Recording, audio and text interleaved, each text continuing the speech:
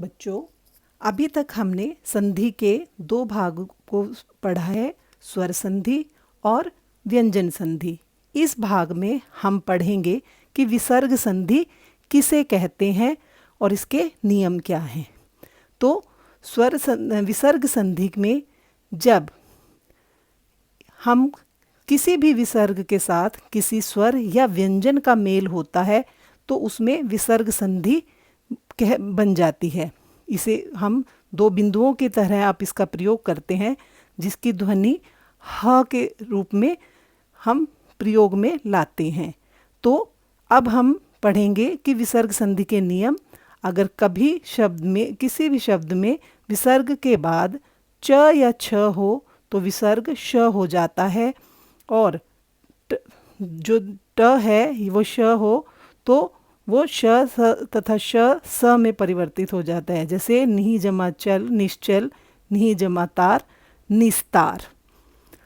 अगले नियम में देखेंगे हम कि जब किसी भी संधि में विसर्ग के बाद क ख या प फ हो तो विसर्ग में कोई भी विकार अर्थात परिवर्तन नहीं होता।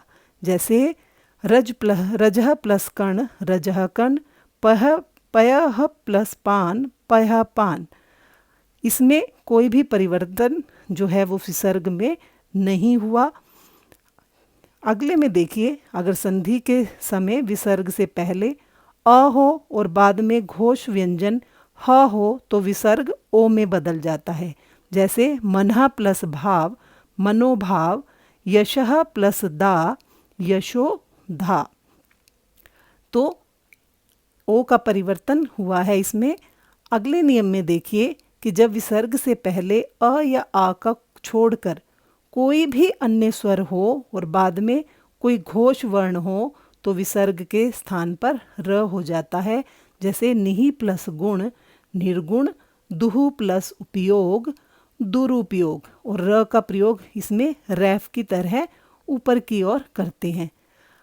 अगले नियम में संधि के बाद विसर्ग में के बाद अगर त श या स हो तो विसर्ग के पहले श या स जो कि आधा होता है उसमें परिवर्तित हो जाता है। जैसे निहि प्लस संतान निसंतान, निहि प्लस तेज निस्तेज।